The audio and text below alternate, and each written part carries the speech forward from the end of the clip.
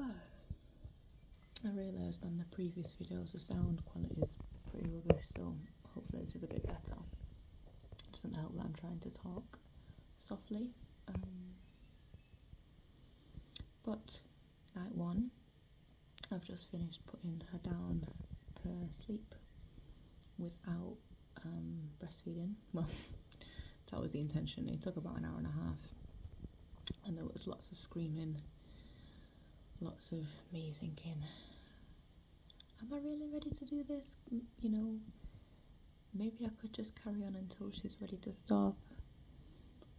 Just like bouncing back and forth and reminding myself of the reasons why it's time, and then like thinking about, you know, maybe like rationalizing around keeping the feeding to sleep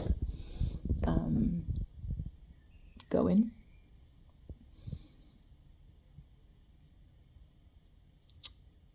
Because yeah, it's just not nice hearing her cry so much. And there was new cries that I've not heard. She was like hyperventilating, and she was hot and sweaty, you know, as they do with a tantrum, or when they're upset like that. But yeah, I just had to keep my strength in mind and stand on the reasons why I made this decision. And so much emotion came up. You know, a little bit of, just like a little tinge of shame, like why couldn't I keep this going for longer? You know, there's plenty of parents who do it. Like feeling like I'm doing her a disservice and feeling like it's too much of a selfish decision.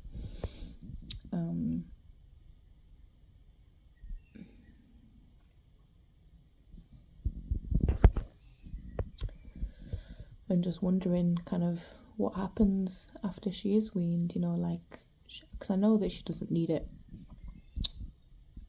You know, she's eating enough. She eats well, you know, well, relatively well. It could be more varied, but it's pretty much always healthy. Just wondering what happens next. You know, what if she seeks comfort? I've noticed the past few weeks she's been putting her fingers in her mouth more. Kind of started after her first day at her new childminders, and like I sucked my finger till I was 9. That's how my teeth are like this. So I'm just like, is it too much change all at once? Even though I've been as gradual as I can, but I do feel like there's been a lot going on. But I don't know if that's just me being kind of like very sensitive, and kind of overly cautious. And yeah, it was just basically an hour and a half of, you know, listening to her scream and doing what I can to soothe her, whilst having this internal battle about whether or not I'm doing the right thing. So it was intense. However, I find, especially with you know, when these situations come around, you know, like when she's experiencing, you know, big emotions, like when she's having a tantrum, it really forces you into that state of presence. And the most difficult tantrums that I've had to deal with yet are the ones where I'm not able to be present. For example, you know, when we've got to be somewhere, and you can't just like stop and be with it. You know, maybe you're not in a place to do so, whether that's like time or like the location or whatever the reason may be. Yeah, they've been the most difficult ones to deal with, and you can't just like sit and drop into it and just get in tune.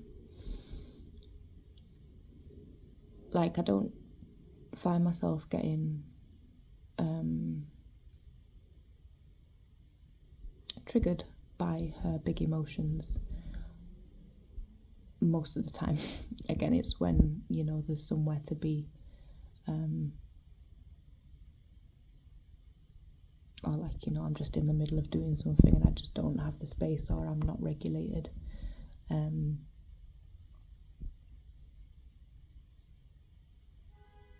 So yeah, tonight was just, I didn't have my phone or my earphones in to kind of listen to something while I was doing it.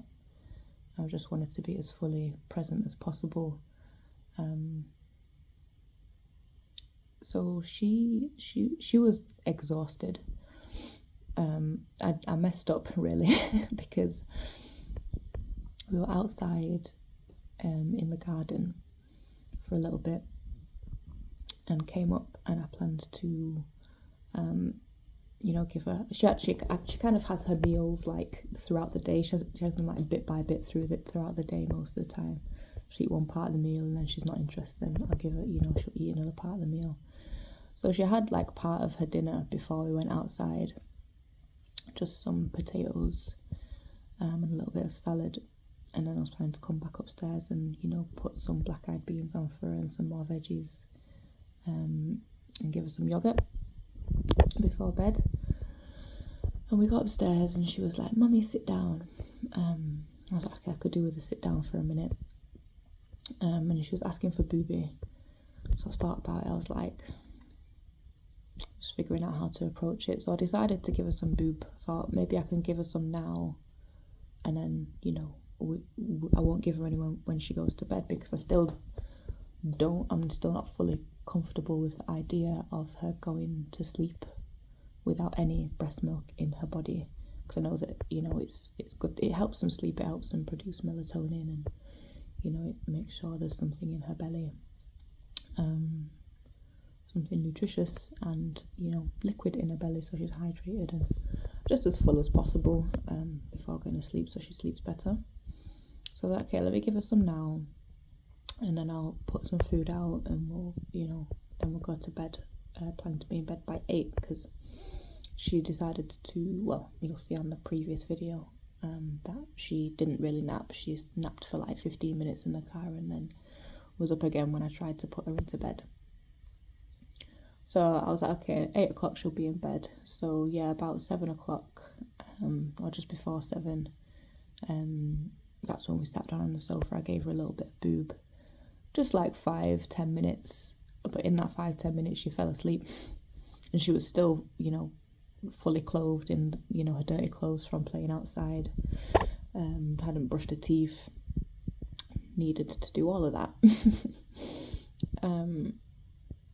So I was like, oh, I done fucked up. So yeah, I just had to do what I had to do, really. Got her off the boob, got her ready for bed as quickly as possible. Changed the nappy, put her jammers on, washed her hands and face and brushed her teeth, and then went to go get back into bed and laid down next to each other as we usually do. But she was just like going for my top, and I was just explaining to her, we just had a little bit of booby 10 minutes ago, so we're going to lie down now, and booby's gone to bed, so we won't have any booby until the morning. Booby's had an early night, Shayla's going to have an early night. Just explained it as much as possible to her.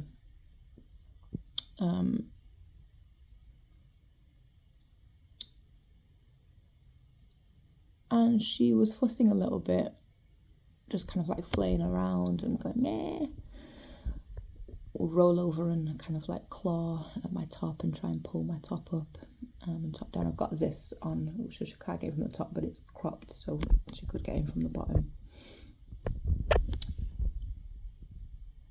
And that went on probably for about 15 minutes, just crying and wriggling around, flailing around. And then maybe after, I don't even know, I didn't have my phone in there, so I don't know how long afterwards, but after some time, I was like, maybe I'll just give her a little bit of boob, because I wasn't able to give her, the other part of her dinner. So just to make sure she's, I also wasn't able to give her any water. She wasn't taking it when I offered it to her.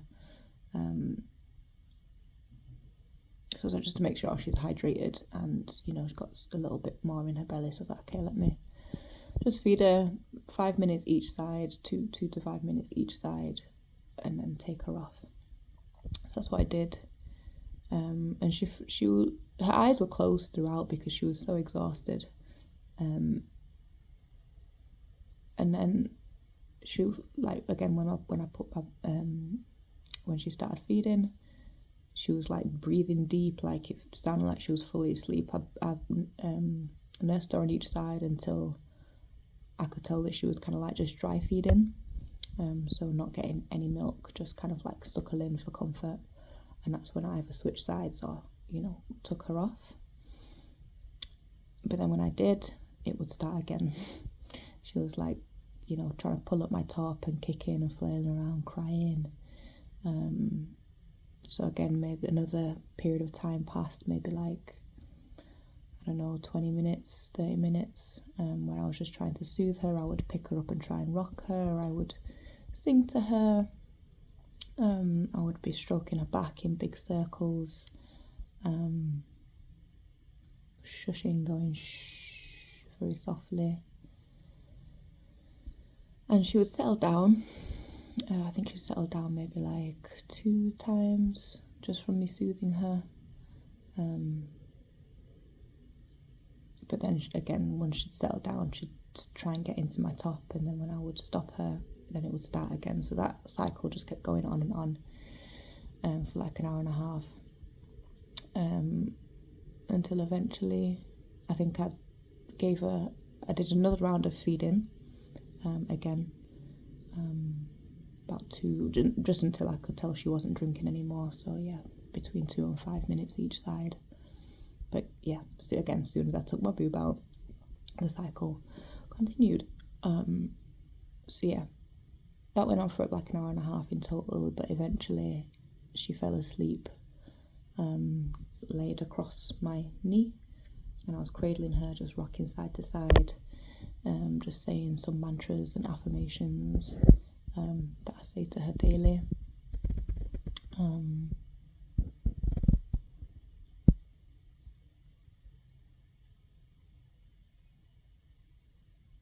And yeah, after maybe about 10-15 minutes of saying stuff like, one of the first one was, Mama's here, Mama's always here. And the other ones are just a set of affirmations that we say every morning and every night, which is, you are loved, you are protected, you are worthy, and you are respected. Just in a soft tone. And she was off, and I managed to put her down without her waking up again. And that was probably about 20 minutes ago now. I've been speaking for, about 20 minutes ago. So we'll see how the night goes. I do have a feeling that because she's not eaten that much kind of like dense food today, she might wake up quite soon. But I think I'm gonna take some yogurt in, maybe some milk in a bottle, some water, and just try and offer those. But I'm prepared to be up, soothing her for some time through the night. But yeah, we'll see how it goes, and I will update tomorrow.